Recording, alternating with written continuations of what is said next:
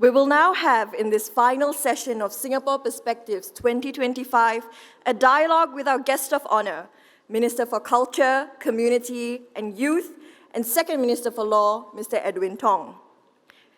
As the Minister for Culture, Community and Youth, he chairs the National Integration Council, the Singapore Cares Steering Committee, the National Youth Council, and the National Steering Committee on Racial and Religious Harmony, driving efforts to build a caring, cohesive, and confident society in Singapore.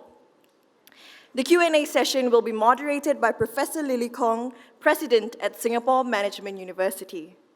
May I now invite Minister on stage to deliver his remarks, please.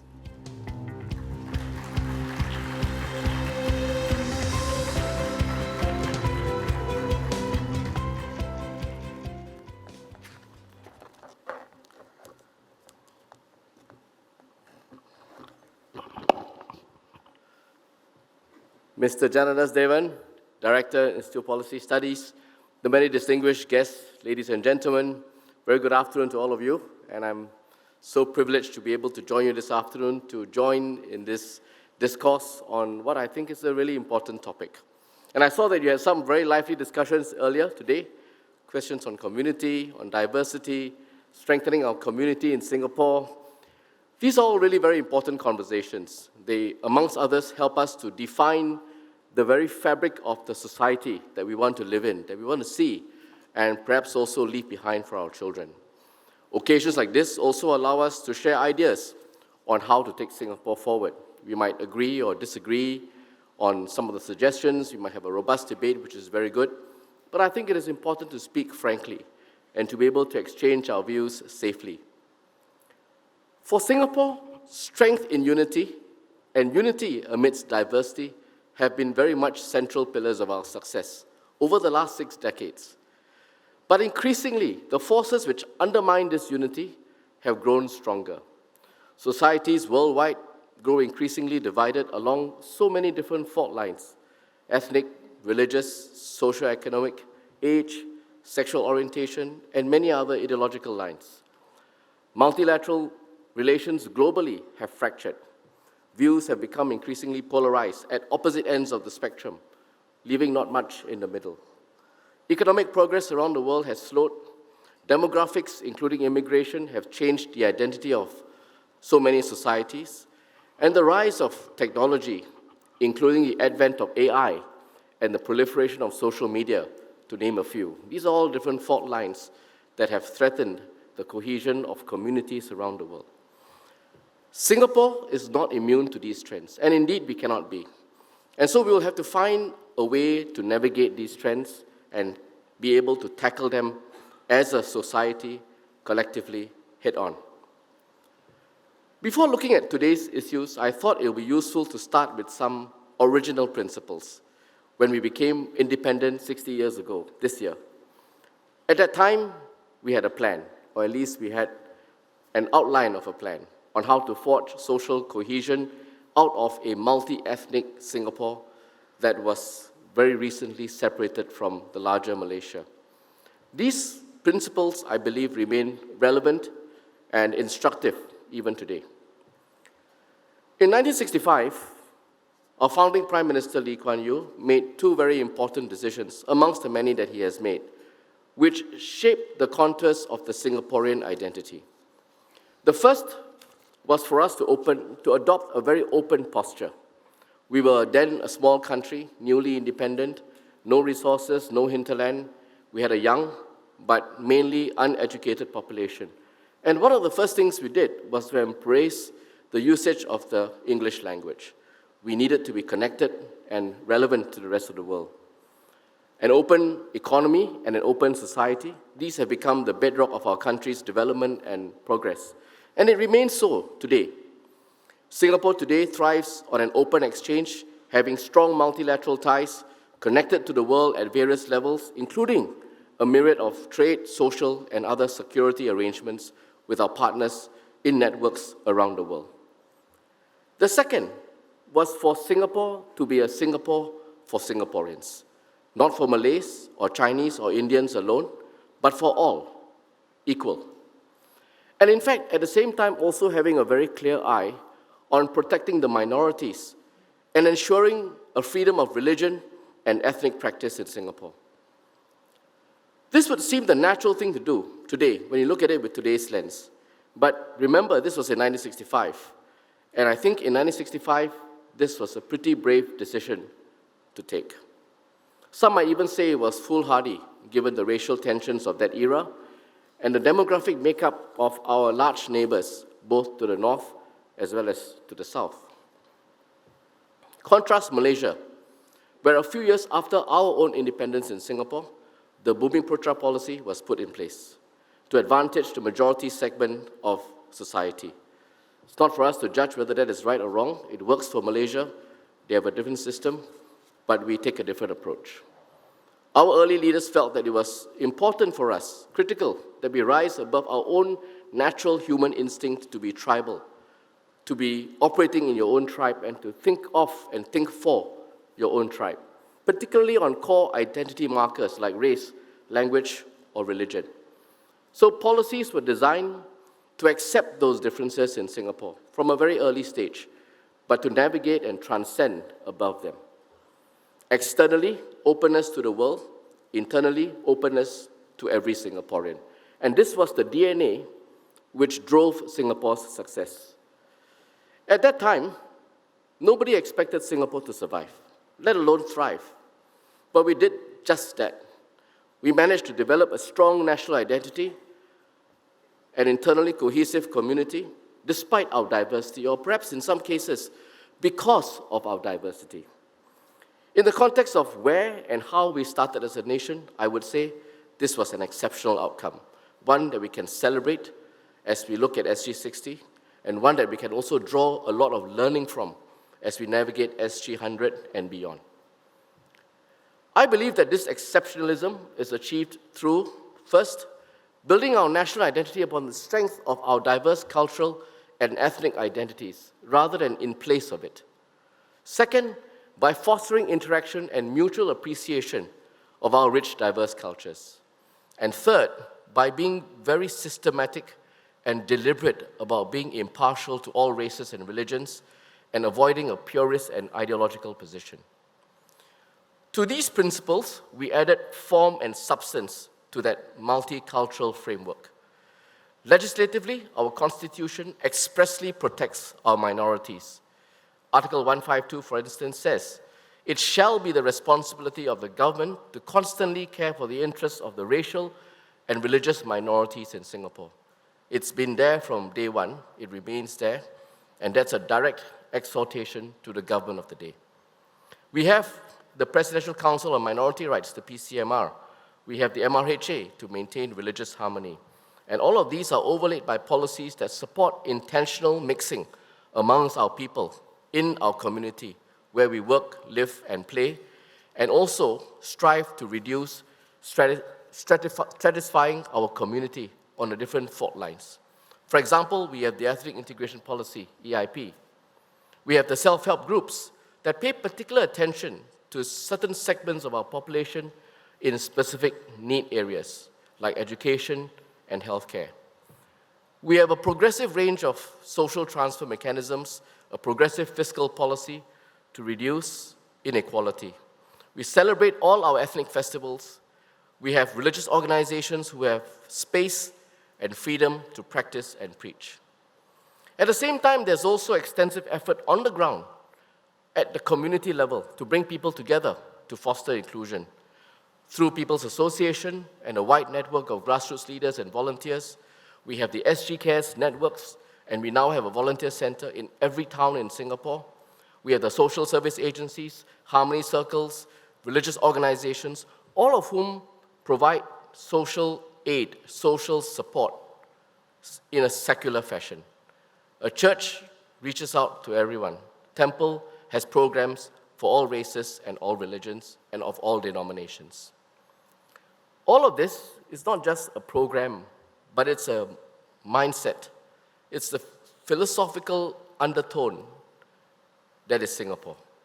And all of this has become the cornerstone of Singapore's own multicultural identity, carefully woven into our national tapestry from the very beginning, as I've said, but reinforced in an almost retail way when it comes to building social capital.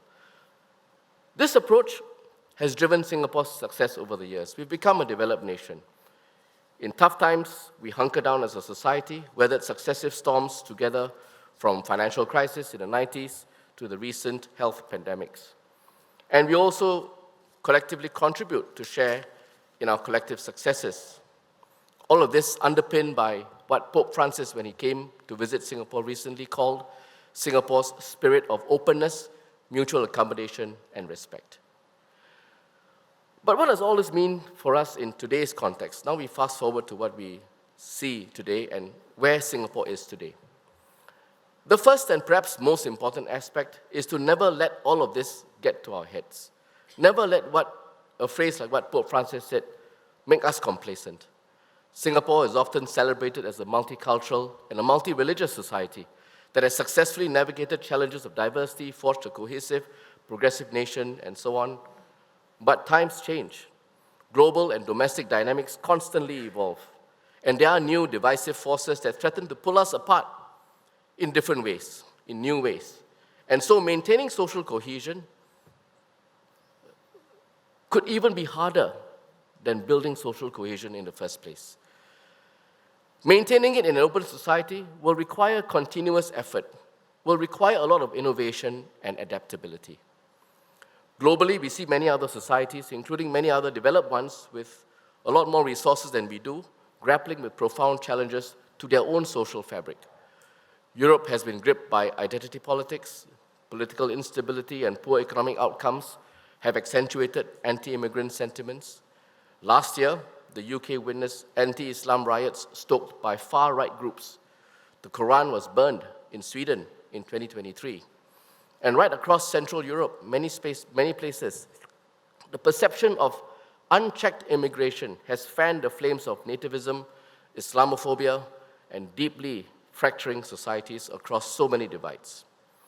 Externally, the geopolitical environment has become increasingly volatile. I don't need to repeat that to you, just have to look at the conflicts around the world. We thought Russia-Ukraine would be over in a matter of weeks. It is now carrying on into the years. The Israel-Hamas war, likewise, tension in the US and China. All of this instability around the world has just worsened deglobalization, with many countries turning inwards and embracing introspective policies. In the US, we've seen the rise of America First movement, and in Europe, we've had Brexit not so long ago, and growing Euroscepticism. These global developments have a profound impact on Singapore. International tensions may strain the balance between ethnic or cultural ties and indeed impact our shared Singaporean identity. Also, as nativist sentiments gain traction worldwide, Singapore faces a very important pivotal choice.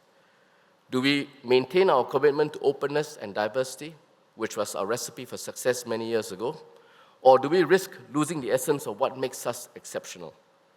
Unlike many other countries, and I would say perhaps unlike any other country, Singapore cannot afford to close our doors.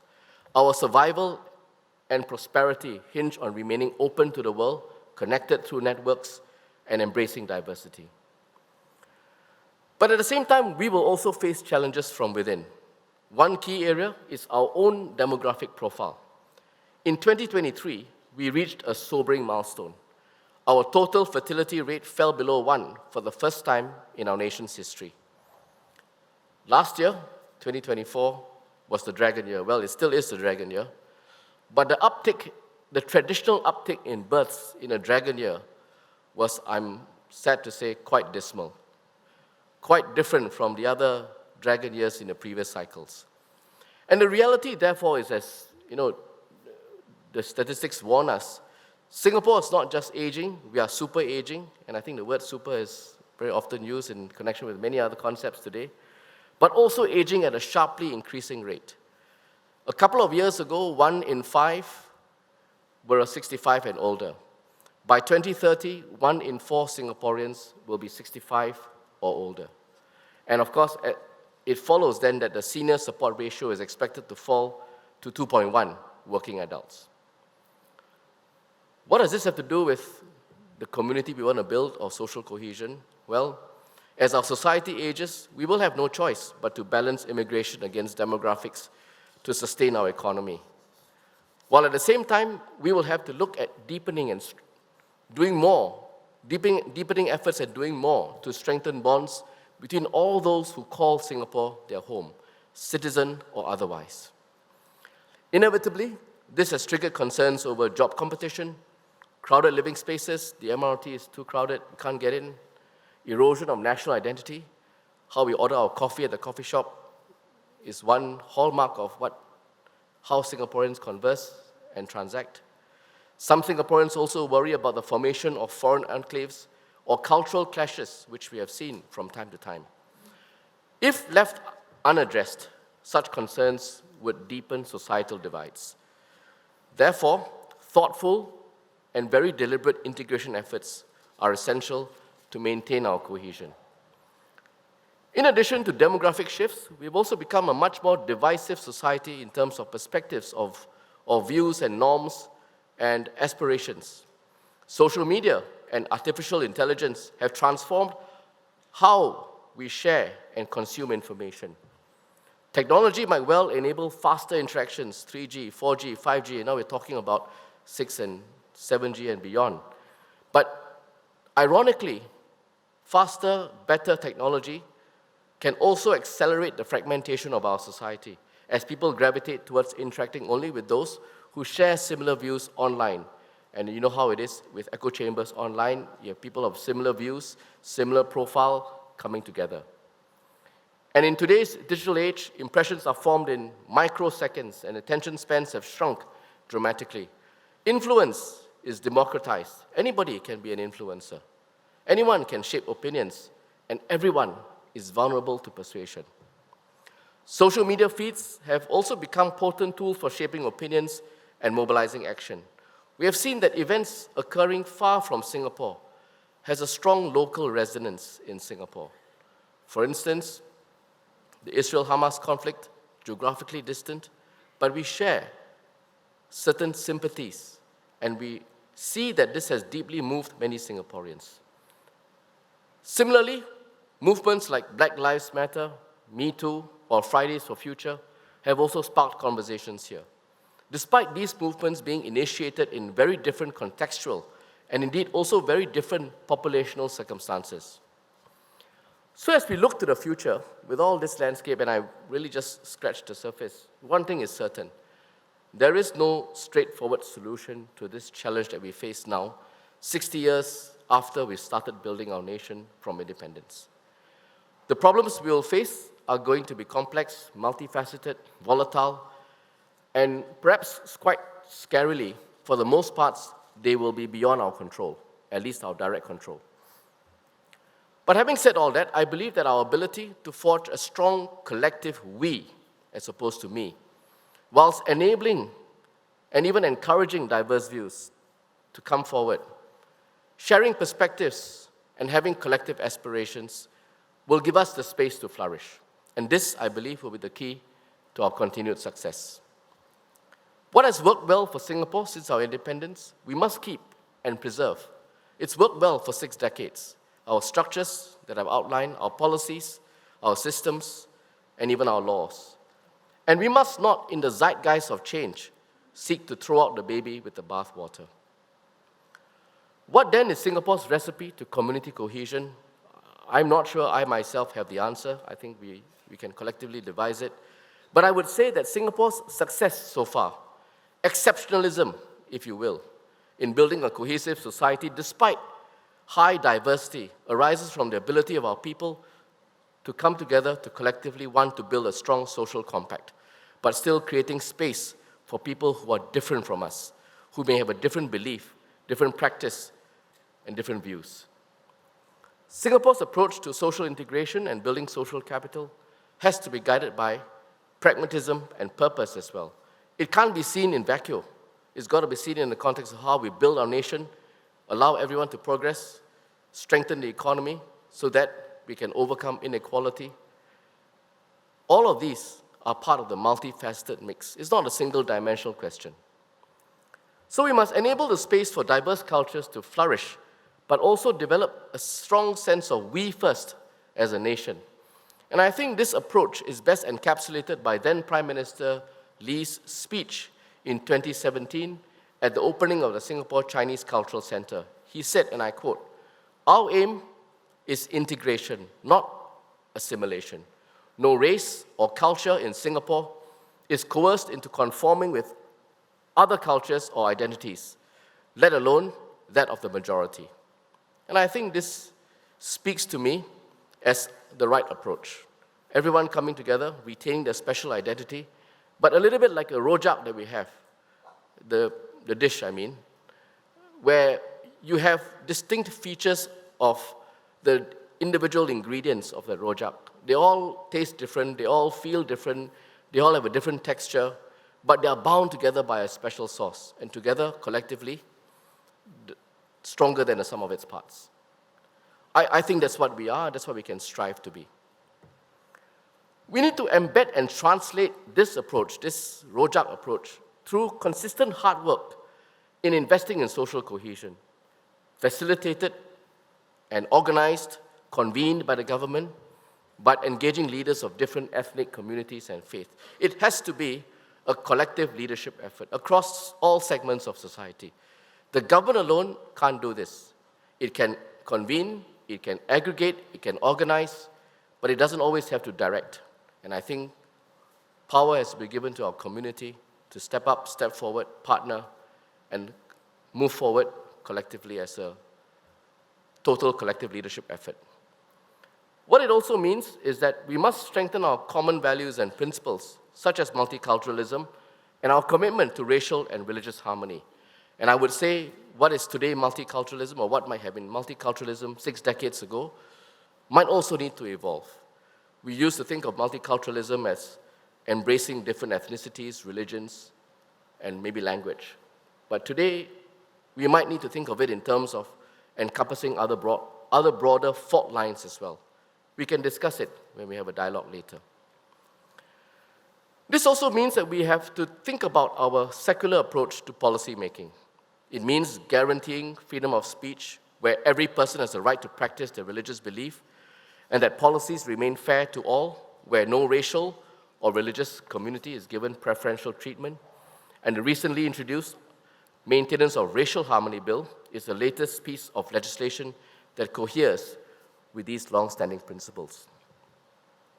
At the same time, as a people, I believe we must continue to be even more intentional in encouraging and promoting social mixing and mutual appreciation. Only by doing this can we hope to ensure sufficient common spaces and building of sufficiently strong and diverse networks to accommodate our different people in our society. At the same time, we must also be prepared to evolve, to recognize that today we are building social capital, building a strong community, with the same ethos, yes, and the same structures, yes, but in a different time from 1965. And there will be areas where change will be necessary. For example, recent shifts on issues such as wearing the tudong in certain professions in Singapore and the more recent repeal of 377A demonstrates how policies can, indeed must, evolve in response to changing social norms. I'd like to say that these changes, when they came up for government, they were not made lightly. They were the result of extensive and very careful and deliberate consultation with different groups, different stakeholders, to understand the evolving value of our society over many years. This approach, thoughtful, consultative, and incremental, is how this government will address major policy shifts, particularly those which impact our social cohesion. It may not always be possible to find common ground with everyone all the time, but the goal should always be to foster deeper understanding and acceptance and mediate a position that is acceptable to most. This will help us ensure that changes can strengthen rather than fray our social fabric.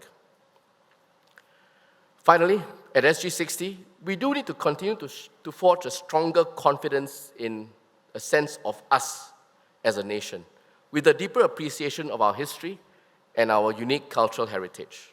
And I think we can use more of the arts, heritage, or the sports as natural bridges that connect hearts and minds. One example is the Harmony Games, where religious groups take turns to organize sporting events across all the different religions. People take part, form a team across different religions, play sport together, compete with one another, and have a good time at Harmony Games. I would say nowhere else and no other platform could you find so many people of diverse faiths coming together in friendly competition and camaraderie. And that's because sport is not defined by racial or religious lines. Another example is the arts program that we've started, Arts Everywhere at CDC. By bringing the arts directly into our heartlands, we provide opportunities for everyone to create shared experiences. And these can be performances that are of an ethnic nature or an international nature. It doesn't matter. These are all occasions for us to come together, to spend time together in our neighborhood, as I said, where we work, live, or play. Finally, building a strong sense of we also comes from engaging everyone to build a piece of Singapore as our home. I agree with the earlier speakers who said that this is an area that the government could do more for, to create even more space for citizens and stakeholders to contribute. Indeed, as I said earlier, the government alone cannot solve this challenge. True progress demands that all of us step up to do it together. And I think in today's context, today means 2025, maybe contrast our population and where Singapore was 60 years ago, it will be more sustainable, more powerful, and also more meaningful if we could do this together. A vibrant and cohesive society requires partnership between the public, the private, and the people sectors. And so the government is working to create an environment where Singaporeans and communities are empowered and hopefully even inspired to step up. And this includes every one of you here today. Many of you and many of us have seen amongst the most fruitful initiatives come through because of partnerships. Consider the Harmony in Action fundraising campaign, for instance.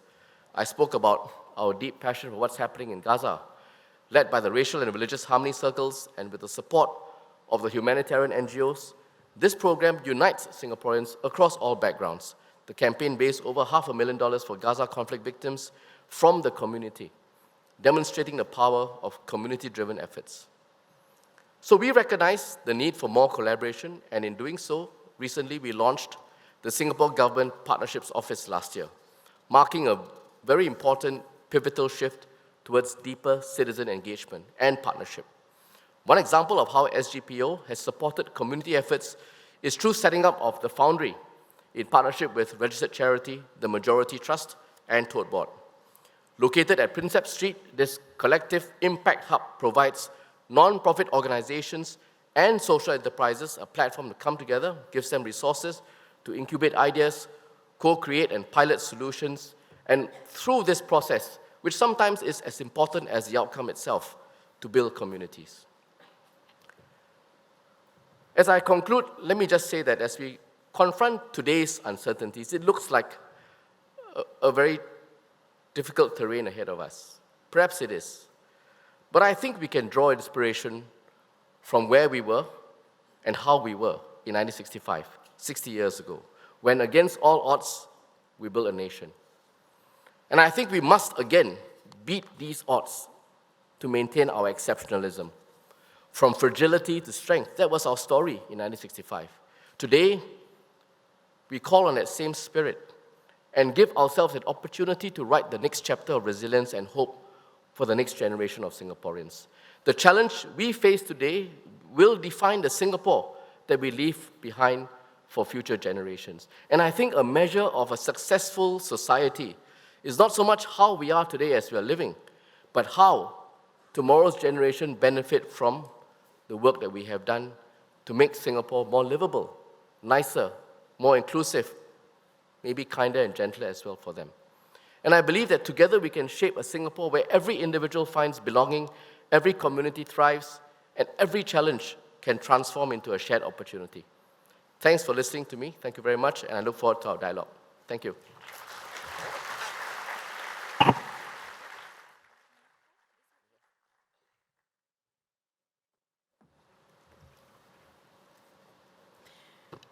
Thank you, Minister. May I now invite Professor Lily Kong on stage to begin the Q&A session, please.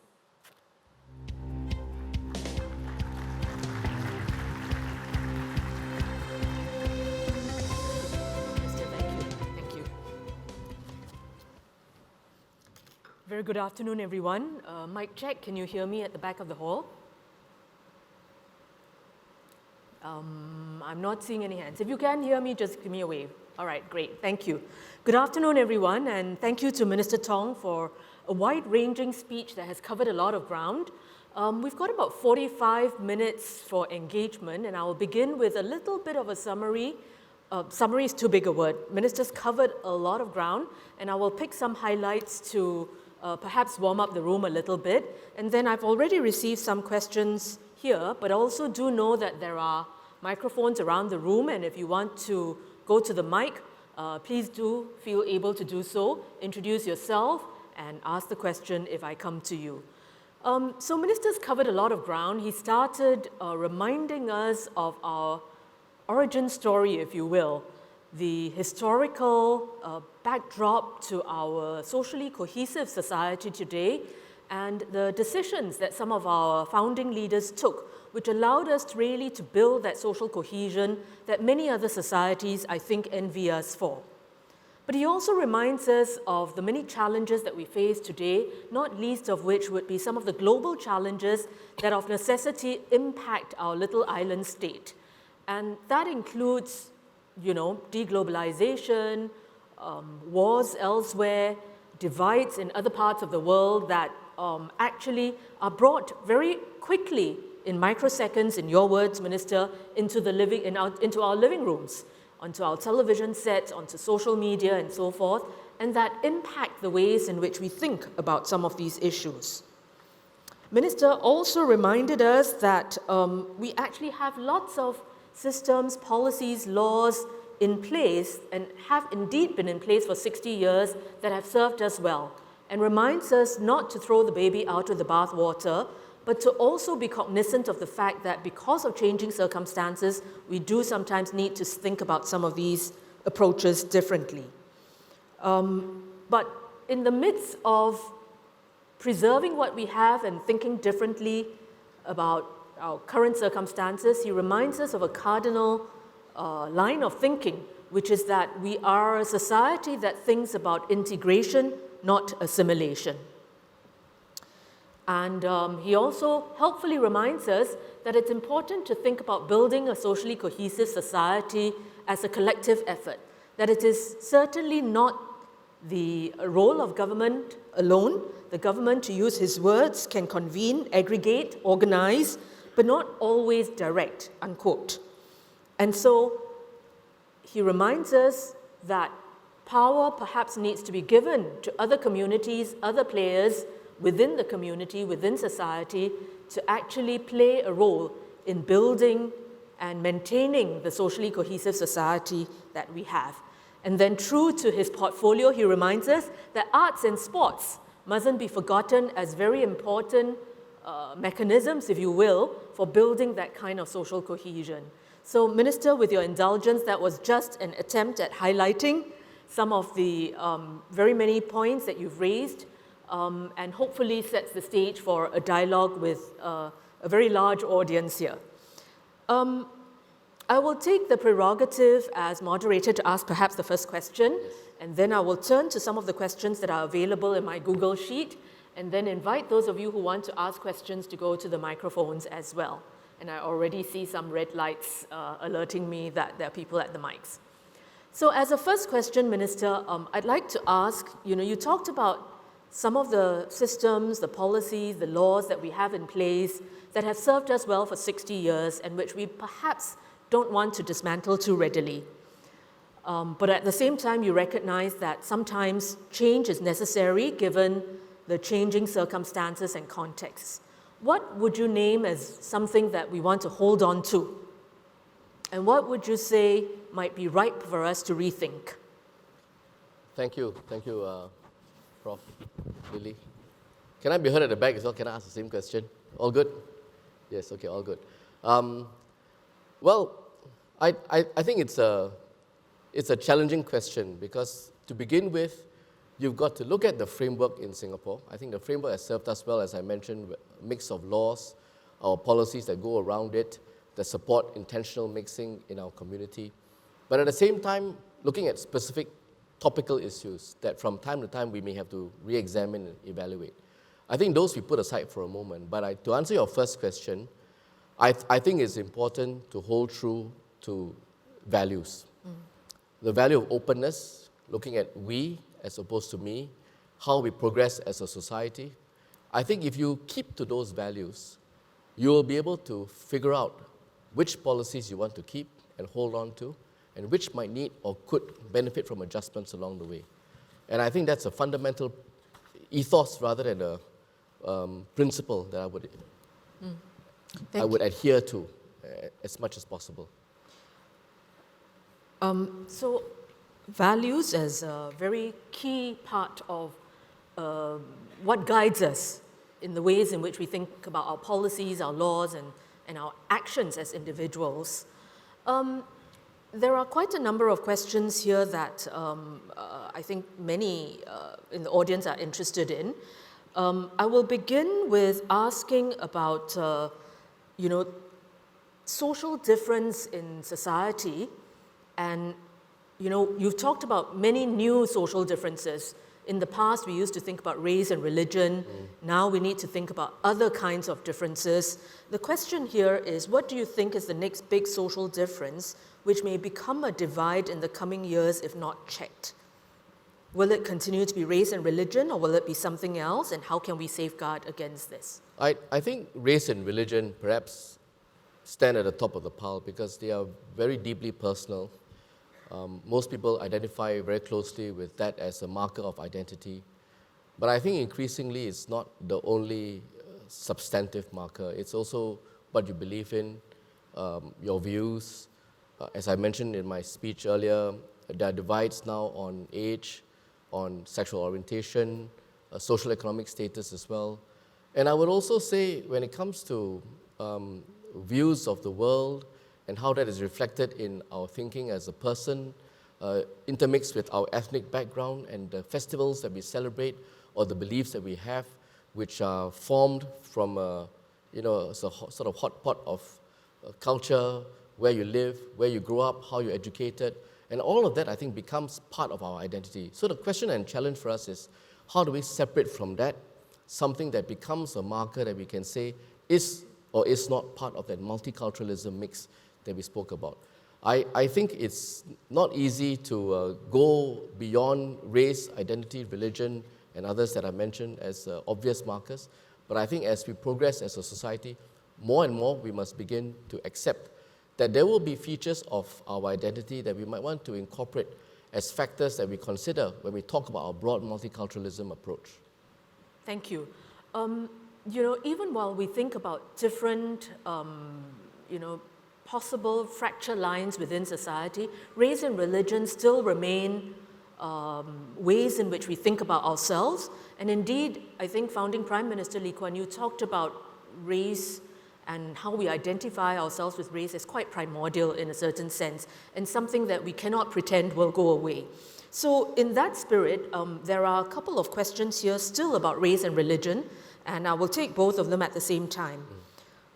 On race, there is a question around, we've been thinking in terms of SAP schools, ethnic ratios, CMIO, and given that social and ethnic diversities in Singapore have become more complex, are those policies needing to be rethought?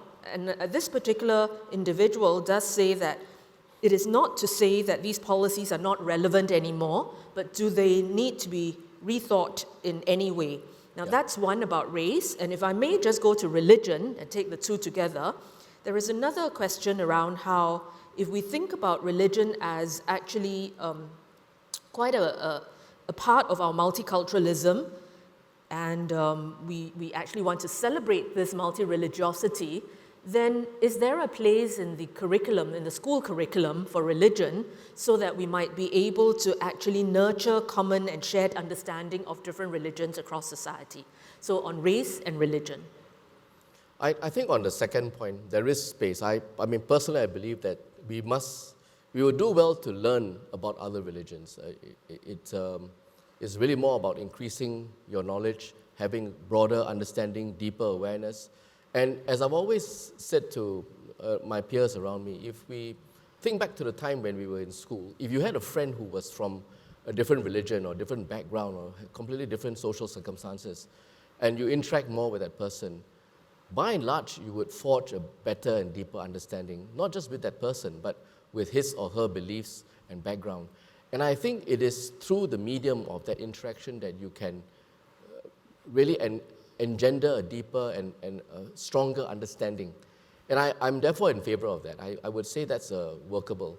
The one caveat that we must always be mindful of is this, that religious education is always seen as a deeply personal choice. And if you do this with children, you might end up with parents who might misunderstand, and sometimes teachers, by and large, very good at what they do. But when it comes to teaching something that has interpretation, open to interpretation, and has a second layer, which is deeply personal and maybe even emotive, I think we should be cautious. So I would say, let's find a way to do this in a way where we can do it in a secular fashion, but it's not going to be easy to overcome the sentiments around it.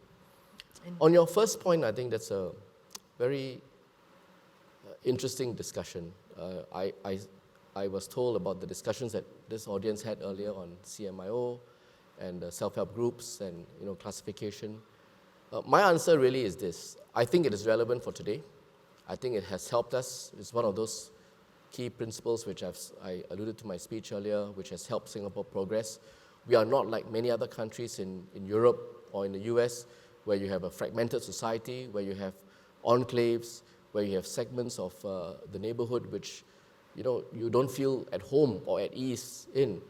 And I think our EIP, our ethnic integration policy, has made that happen with having our population diversely scattered or mixed up intentionally across our different living estates. And as you know, where you live will influence the kind of shops or businesses that will be around it, and the kind of schools and the kind of employers and a whole set of services around it as well. So it is very important, and I believe that it is still highly relevant today to ensure that we have the EIP. Now the EIP then of course relies on the CMIO because it's a broad classification. And here I think there is a lot of debate on whether CMIO today still represents who we are. Are we only CMI, and what does O really mean? What about I and C, or I and M, and I and others, and so on? So I think that I have a lot of sympathy for that view because, as I said, your race, or indeed the race that you choose to marry into, if you have a mixed marriage, is something that strongly identifies you. And to be pigeonholed into a C, I, M, or I, or O, I think doesn't quite do that justice. So to your question, Prof, as to whether we should constantly be reviewing it and thinking about it, I think the answer is yes. The answer has to be yes, because it's something that is increasingly prevalent today. I spoke about the different levels of multiculturalism and whether we should embrace other features of multiculturalism, and this is one aspect that I refer to as well, whether multiculturalism also needs to embrace a local foreigner divide, which is perhaps something that we will be grappling with increasingly in the future. So therefore, to review it, to think about whether it's still relevant or how we can improve it, we must do. But for the moment, I am not sure there is a better way to achieve the more important outcome, which is intentional social mixing, which CMIO and through CMIO EIP helps us to achieve. Thank you. There is a question here that, lots of you are interested in, but I'm going to hold that for a little while. I'll come back to it. It's on the role of civil society. But I do want to give an opportunity to those in the room who have questions, and there was one round about table 62 that's been waving for a while. Would you introduce yourself? I might take a few questions at the same time, so keep your question quite crisp, please. Thank you. Hi, I'm Angie Chu. I've got two questions. One is with regards to IRO, which is about interreligious. But then I think there's a group of people who are non-religious, which I think needs to be given space and hearing as well. So they do not be considered as a target for all the other religious organizations to try to convert them. So I hope IRO would consider creating a space for that. Second is, what is your plan in terms of transforming community centers as today's theme is community, because I have observed over the years that the community center is no longer a place where people really gather. And the way it's designed, when you walk in there, they seem to put the reception as far away as possible so that people don't go to the reception. And it's almost like transactional. And I hope that the compensation packages for people association staff will be measured on how many returning participants and how much engagement they do, rather than trying to stay away from people who go there. Thank you. Thank you for the question. I'll take a couple more, if I may, and gather them. There's one right in front here. Yes? Hi, Minister. I just wanted to ask... Could you introduce yourself? Hi, sorry. I'm Arya. I'm in 11th grade at UWC SEA East in Singapore. And I just wanted to ask, because I'm a student who is really interested in international relations and public policy, I wanted to ask, with the NYC, is there any opportunity for me to, say, join a UN youth organization, like a UNYA? Because I know we have the Singapore, the UNAS, but we don't have a UNYA or we don't have a UNYDP. And I was wondering, whether Singapore plans to implement anything like this in the near future. Thank you. That's a very specific question about participation in UN activities. There's one at the back there. Yes? Hi. Firstly, thank you, Minister, for your sharing. I'm Ray from Cedar Girls Secondary School. So one key takeaway from your sharing is that, especially with Singapore's low fertility rates, it's very important to stay constantly evolving in terms of immigration policies and staying globally connected. So my question is, as we continue to strengthen our multilateral ties, how do we ensure that we are protected from cultural dilution while still being able to embrace global diversity as much as possible? Thank you. Okay, so just a few questions. One about the role of the interreligious organization, and is there space for the non-religious? Two, on community centers and do they need reform? Three, on how to draw in UN-type organizations for youth participation, although that's quite specific. And finally, cultural diffusion versus global exposure. Thanks. Angie's question, or two questions. The first is IROs. So IROs don't just organize functions, events only for those of that particular religion. I took some care to emphasize earlier that a lot of our religious organizations, in fact, their programs are very secular in nature. You take, for example, during Chinese New Year, you have many programs by temples for the lower income, for those who live alone, for seniors, and they're open to persons of all religions. So it's very secular in nature. And likewise, the IRO programs, many of them, in fact, take care to try to have programs that impart knowledge and learning to those who are not familiar with the religions. And so I think if you look up their website or you contact them, you find lots of programs there. On the CCs, I get your point. I mean, it's not as if they're trying to shy away from people, but we try as far as we can, or at least the previous designs and all, wanted to enhance the spaces that were more prominent for more prominent activities rather than to put the offices there. I get your point about accessibility. Maybe we can direct more of the walk-ins to the spaces, to the reception, but we wanted to keep the spaces at the forefront, at the forecourt, either for commercial spaces or for programs that residents can take part in more easily. And I will certainly take into account your point about having engagement or returning engagees as one KPI for our staff and think about that more carefully. To Arya's point, NYC has a whole range of events, mainly for young people. If you're thinking of UN-related programs, whether young or old, it's really something that MFA can put you in touch on. We currently don't have plans for a direct UN setup currently, but we do have programs that are international in nature, model law, for example, exploring study trips to understand different systems, different programs at play, and some of which intersect with the programs that the UN has. On Ray's point, I thought it was a really good question. Yes, we have lower TFR and we have immigration, but one upshot of that, which she has correctly pointed out, is whether we could be culturally diluted. Our immigration policy, as far as we can manage, and we have been very focused on that, is to seek to maintain the racial proportions of Singapore as it is.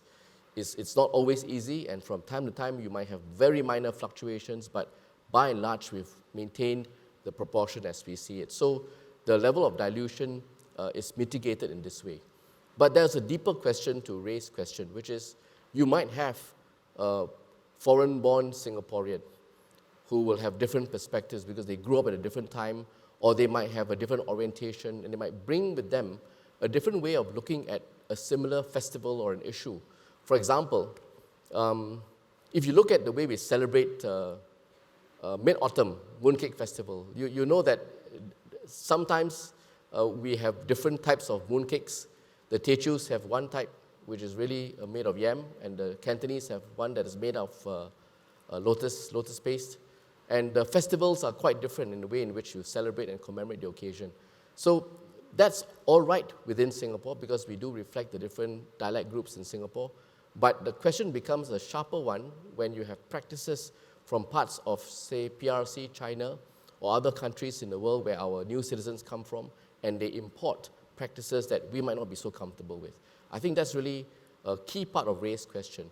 Now, to do this, we can't always inoculate ourselves against it, but we will have programs going upstream where even on the journey before a PR, initially a PR or a potential new citizen becomes a new citizen, we take steps to introduce that person into our community early. So we front-load it a lot more, we go upstream a lot more, we socialize this individual to our practices, partly through PA, partly through our programs at the INC, Naturalization Committees, as well as through programs that we run with employers, so that they are a lot more socialized to norms in Singapore.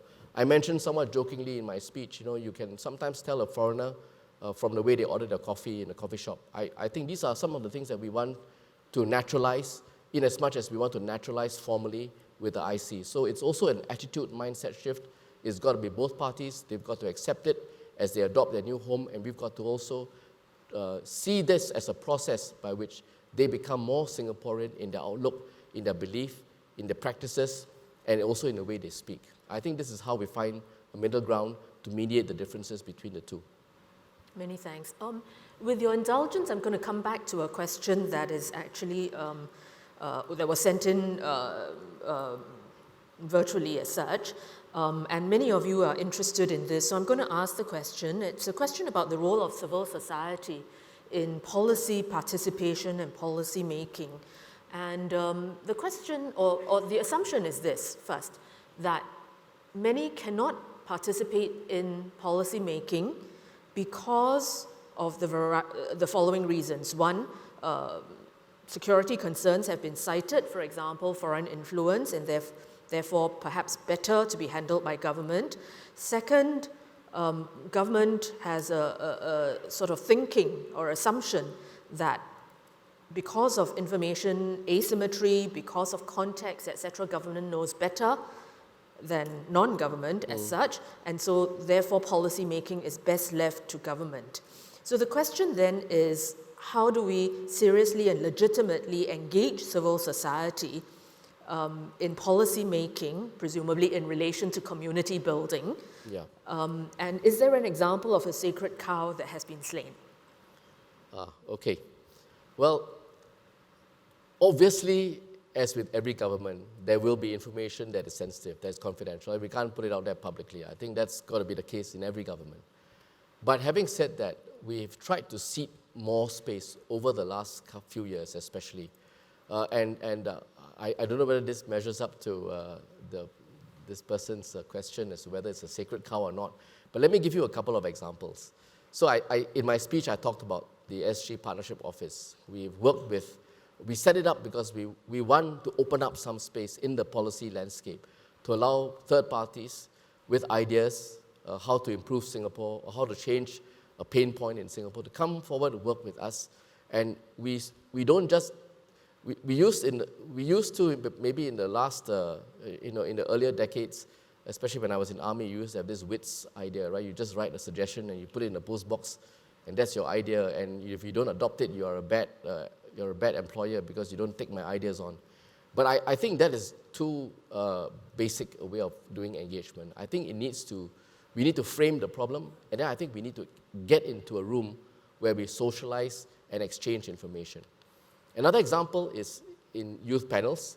We launched youth panels last year, and we are going to see some fruition this year or early next year. And we got together young people, we asked them, brainstorm, think about what are the 4 topics that you would like to see yourselves make a difference, step up, and be able to contribute.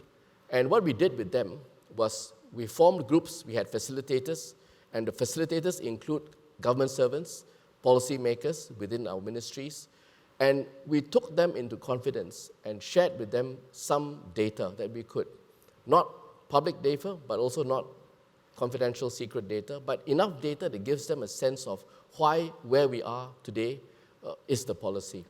But once they see that and they understand the dynamics, the landscape, and the challenges, and in many cases the trade-offs, it's open to them to come and talk to us and propose solutions. And they're doing that now. So the 4 youth panels on 4 different topics are going on. And eventually, as we announced, I think PM announced it, and I said so as well, the one topic that has the most saliency and the most support amongst the youths, we'll put it up in Parliament and have a debate on their proposal. So these are some examples of how we have tried to slain the sacred cow, as the question puts it, to come across as more sharing in the first instance, and we share upfront before they make a proposal. So we don't tell them to come forward and make us a proposal, and if it's not good, we don't see them again. They come forward, we share information, they tell us what the problem is, how they think it might work, and we give them info, they give us a perspective, we have a dialogue, it's iterative in many ways, and then they go away and think of whether within that framework they can propose a solution. So I think this is how I regard civil participation as being effective, not by making it one way, but by making it two-way, making it iterative in the process, and I think we'll get more better outcomes when we engage in this process. Many thanks. There were so many questions in the room. I'm going to go right to the back because you've been waiting for a while. One question from there, and then one from this one right here by table 4, and then I'll come to this one here. Please. Hi. Good afternoon, Minister. My name is Lim Kian Hui. I'm from Cultivate SG, a non-profit organization. Thank you for your insights on community issues. In my own view, actually, grandparents and seniors have a lot to teach us about community living in harmony and to promote intergenerational learning and bonding. So my question is this: do you think that more should be done to promote grandparenting and intergenerational bonds? If so, what can be done in this area? Thank you. Many thanks. We'll come to this gentleman in front by table 4. Yeah, hi. I'm Paul Tambaya from the medical school. My question is my own. Actually, somebody else on the chat asked the same question. And the question is, if the government believes that the EIP is so important for integration, will this be rolled out to GCBs, landed properties, and condominiums? And if not, doesn't this add fuel to the common view that there's one rule in Singapore for the rich and one for the rest? Thank you. Many thanks. And then this question. Hi.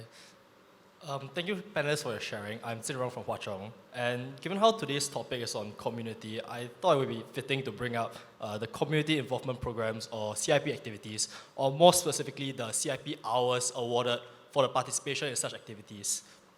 While awarding such hours does encourage youth participation in more community projects to uplift the disadvantaged in our community, it tends to encourage a sort of transactional relationship between beneficiary and benefactor.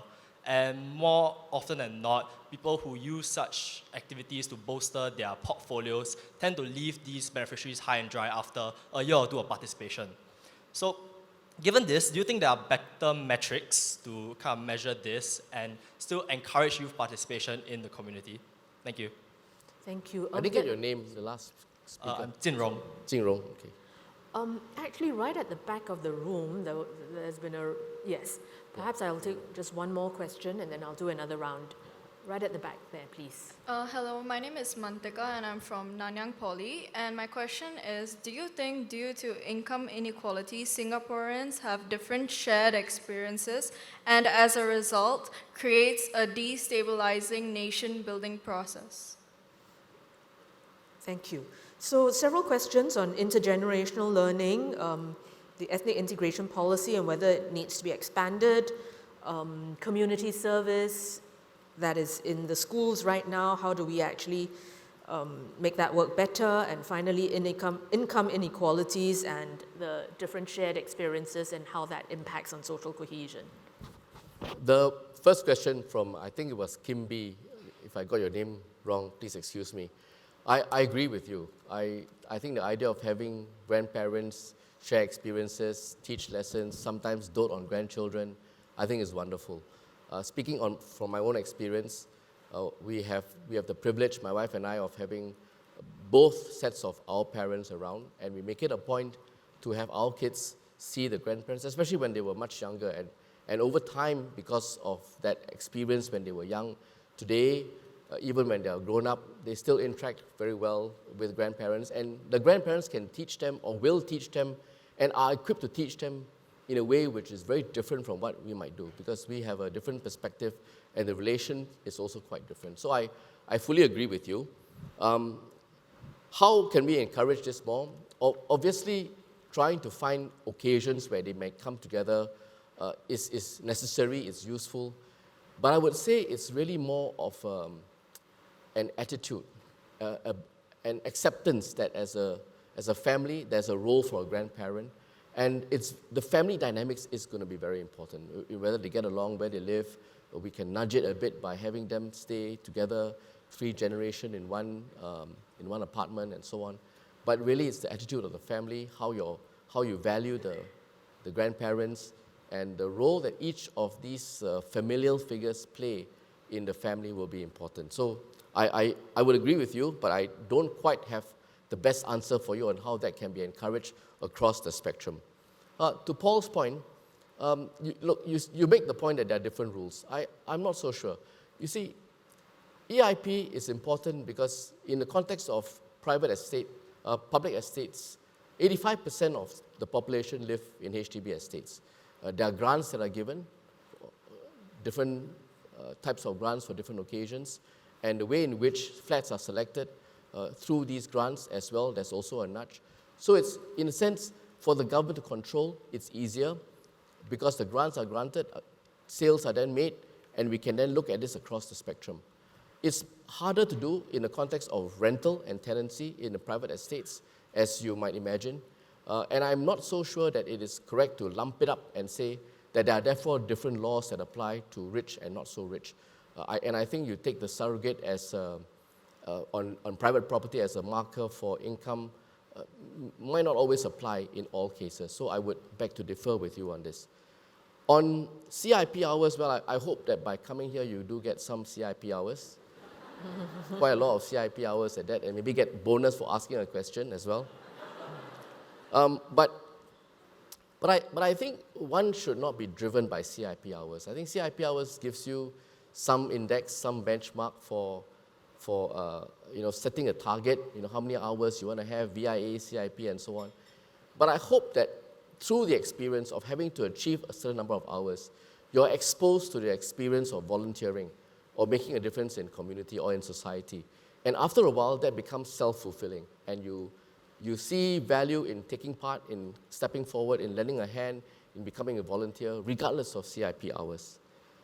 Last question, I didn't quite get the young lady's name on income inequality. Yes, I do think income inequality is one driver that erodes or undermines social cohesion.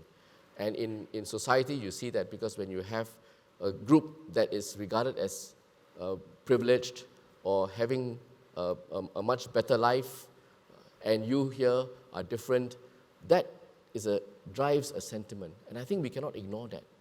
And so, yes, we do what we can as a government to ensure that our income inequality in Singapore is kept as low and as tight as possible.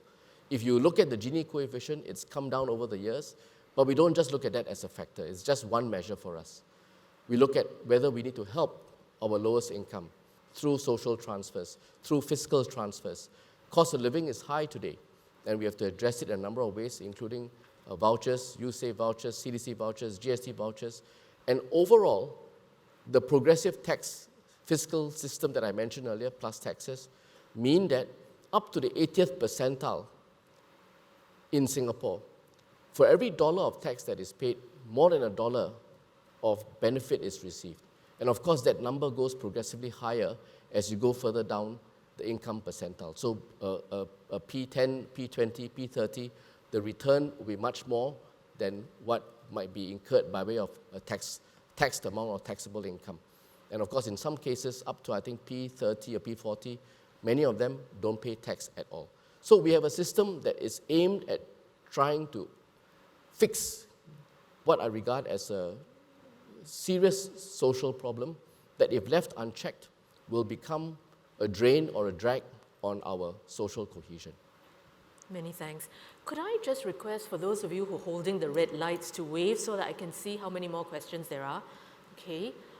So we'll start with right in front here by table 7, Karina, and then we'll go to the back right there, and then we'll come up front here and then to the back. So 4 questions, starting with Karina. Thank you, Lily. Minister Tong, I'm from Aware, I'm Karina Lim. My question is a follow-up one on civil society and in particular advocacy groups. So we've heard from some of our friends who are doing advocacy that it's very difficult to register themselves either as a society or as a company. They could be delayed for a year or not get registered at all. And this, of course, impacts their ability to grow, because without registration, people won't fund you. Secondly, among the social service agencies who want to work with us and who have good points, and of course they have a lot of experience on the ground, they're scared of actually being seen to have dissenting views, of participating in advocacy, and they ask us, how come you can do it? And I'm like, it's okay in Singapore. So there is a fear, even if it is okay, among many groups, especially those who receive funding from government, to participate in this way. Services, they say, are welcome, but different ideas may not be, and I think that we lose a lot by not encouraging this. Thank you. Many thanks. We'll take a question from the back. Hi, my name is Thea. I'm from UWC. The youth in Singapore represent a diverse group, including students from both local and international schools. But there seems to be a disconnect between these two communities, which limit opportunities to meaningful interactions and shared experiences. My question is there a way to bridge this gap to create a more unified youth community that embraces everyone? Many thanks. Could I come to the front here, please? Good evening, Minister. My name is Jonathan from Nanyang Poly and also a Arts and Culture Community Volunteer with PA. So my question is, in terms of fostering inclusivity in the arts, what role can private institutions and individuals further play to make arts and culture more accessible to underserved communities? And how can public and private partnerships actually come in to ensure that inclusivity remains a core value? Thank you. Many thanks. And a final question from the back, please. Thank you, Minister, for your sharing. I'm Gerald from Singapore University of Social Sciences, and this question is my own. As there are many schools here today, my question is, beyond one-off projects like VIA, how might our universities, IHLs, and academia contribute more to building and bridging community beyond the school for wider society in Singapore? Okay, thank you. So the 4 questions there, one about civil society advocacy groups and the place that they have, the disconnect between global local schools, the role of institutions, including private institutions in arts and culture, and IHLs and the role in building community. I think there's some overlap in some of the questions, so I might take some of the issues collectively. But let me just start with Karina's question. I think the point that you're making is for groups that are funded by government or registered with government, they are welcome to provide services if they have a contrary view to government policy, but might not otherwise be so encouraged to speak up when it comes to not providing services, but maybe perhaps in a dialogue such as this. Or any forum that we might organize. Or any forum, yeah. But, well, Karina, I mean, the fact is you're here, speaking your mind in this forum. Yeah, and I wish there was more. I'm just saying that there's a general fear. So I think the fact that you're here hopefully illustrates the point, tells other people that, and I'm sure you are not in fear, and I've known you for so many decades, it won't spook you. And I think this is the way in which we would like to progress as a society. I mentioned in my speech earlier, we do want to see a plurality of voices come forward. But it's also got to be seen in the context. It's not just a contrarian voice for the sake of being contrarian. It's got, as I said earlier, to fit into the entire compact. It's got to also be seen in the context of other multifaceted and interconnected features that progress Singapore.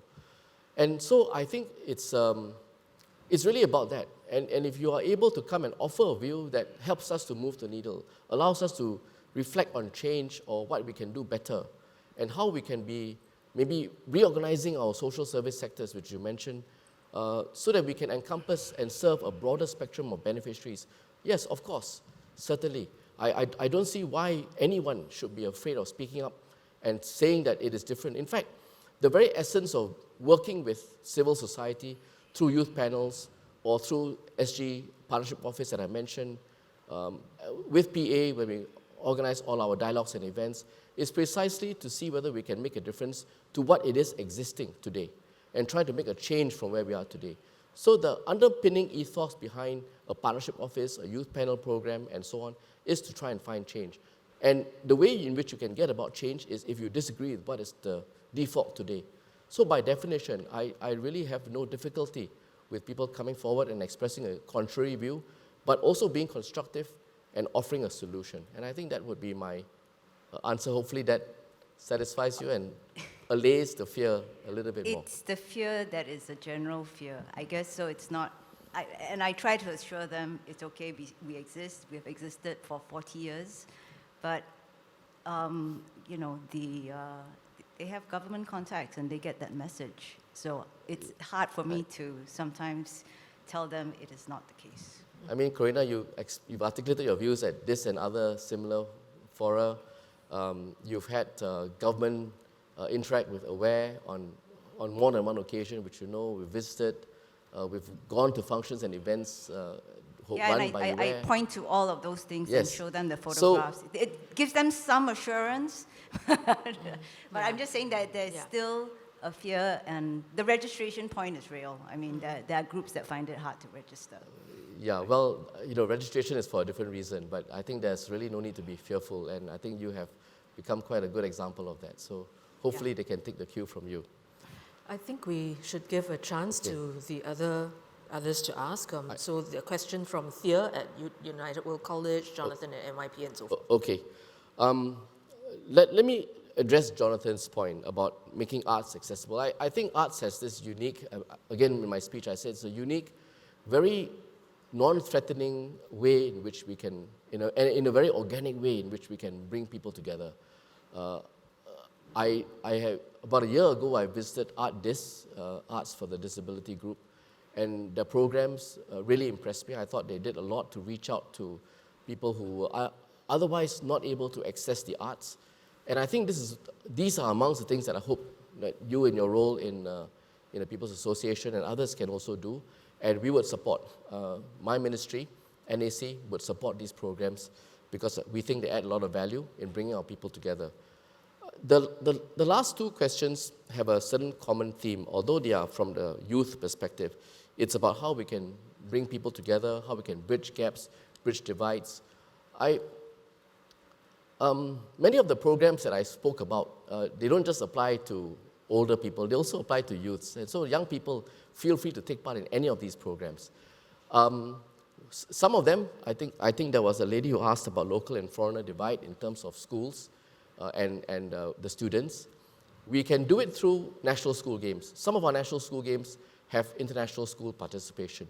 And we've seen, in some cases, it being very successful. Some other national school games, we've also tried and piloted a program where we brought several schools together as one team, and that, again, more intentionally mixes the individuals together and allows us to say, not just notionally feel a team, but through training, through interaction, they really get on with one another. And we see the gap between students being bridged through sports. So these are some of the examples that we can do. But overall, the two of you, Gerald as well as the young lady, spoke about inclusivity and intermixing between local and foreigners. I think increasingly this is going to be an important topic for us, partly because of our demographic, partly because our economy needs a vibrant workforce. It needs people, it needs employment, it needs skills, and we need corporates, MNCs, to open in Singapore so that we can support our jobs. And so the more in which we can integrate local foreigner, the more in which we can integrate naturalized Singaporeans and local-born Singaporeans, and hopefully over time we will no longer see this as a gap or as a divide, the better it will be for us. Because to me, it is an important existential question when we look at our fertility rates below 1, and even in a dragon year, just now I mentioned, usually you see a big bump. Last year, it was more like a blip. You had to look at it with a magnifying glass before you could see there was a little bit of a blip. So it is a worrying trend overall for us, and it is existential, as I said. The other point about intentionally spreading out, our people, having people at workspaces come together at places where they work, they live, they play. And earlier, Paul's point about why EIP is not in private estates, you've got to look at the spaces in which they interact as well. If you look at a HDB estate, for example, there's a coffee shop, there's a market, there's a hawker center, there are provision shops around, there are schools around. There is a stronger sense of that community. And it's important that that community be intermixed as much as possible. Local, foreigner, even within Singapore, the different ethnic divides, all of that have to be bridged. And I believe that that is a very important consideration for us as we look at multiculturalism. I started by saying that multiculturalism perhaps could be reevaluated as to what we regard as factors to put into this multiculturalism box. I think it's time for us to think about it as broader. Might it encompass more than just race, language, or religion? And I think perhaps increasingly the answer is yes. Many thanks. Minister, we've actually run over time, so perhaps if you agree, I will just do a summary with apologies to a couple of people left who are still hoping to ask questions. I do apologize. So I want to pick up where Minister's final words were, that the multiculturalism box perhaps needs to be thought about more broadly than it used to be, that even while at a point in time in the past we used to think very much along race and religious lines, your questions demonstrate that that still is important in our society. Some of you have asked questions about how do we, find greater integration, not just across religions, but also between those who are religious and those who are not. Some of you have asked questions around ethnicity and race questions, but many of you have gone beyond that. There have been questions about income groups, there have been questions about the locals and the foreigners, and so the multiculturalism that we need to refer to is not just in terms of race and religion and language, but more than that.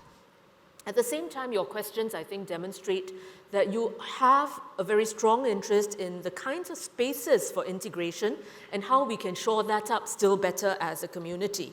So some of you talked about organizational spaces, whether it's the interreligious organization or something else, and some of you talked about the physical spaces for integration, such as in the community center, and how we can do still better, perhaps, in using those platforms better.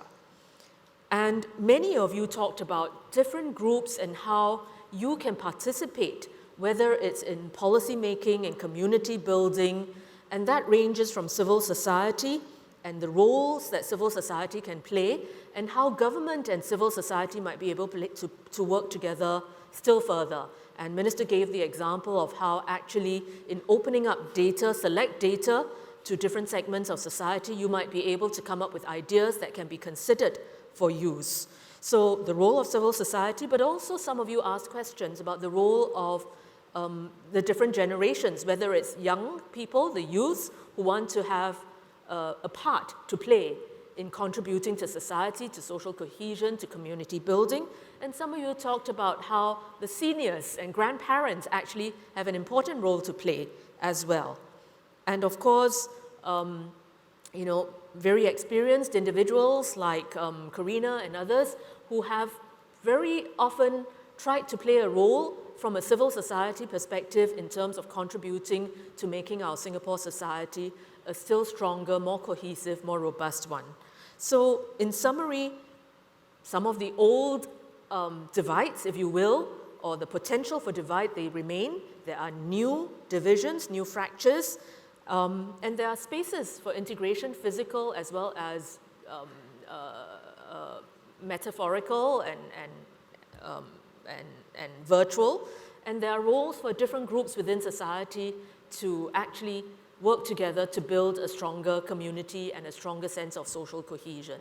So with that, I would invite you to join me in thanking Minister Tong for his speech, but also for engaging so openly. Thank you, Minister. Thank you. I'll hand over back to the MC.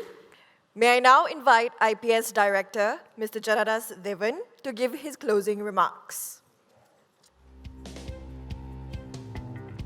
Thank you, everyone, for attending this conference. Thank you, Minister, and thank you all to all the speakers as well as the chairs of the three panels. Singapore has always been a diverse country, many races, many languages, many religions. And as Daniel Goh reminded us or said a while ago, the multiplicity continues to multiply and proliferate. From this multiplicity, we have tried over 60 years now to create one united people. I think we have succeeded, not wholly, but substantially. And we have tried to attain this unity without suppressing any particular racial, religious, or linguistic identity. I like to think that this is the genius of the Singapore project, from many one, e pluribus unum, but without erasing multiplicity. To sustain this genius, and I think that's the main message I got from this conference, you have to sustain a respectful engagement with each other. Try to be a bit more kind, more accepting, more tolerant. I don't think there's any greater wisdom to distill from this conference. It remains for me to thank all those who helped put together this conference. Firstly, Christopher Gee, the Deputy Director, and his team of researchers for curating this conference, to Vani and Hansen and the team for putting together the conference, the logistics, the organization of everything from registration to the lunch, to Kaisin and her team for doing the videos, and to Emmanuel for mobilizing our sponsors. They're listed all here, and all of whom I thank. Every SP, Singapore Perspectives, a huge contingent of current and past IPS alumni return to help organize the conference. Even those who aren't with IPS any longer, even those who have retired, even those who have left to join some other organization, they come back for SP. It's a little like Hotel California. You can check out anytime you like, but you can never leave. On that note, I hope to see all of you again next year. You can check out for now, but do return next year. Thank you very much.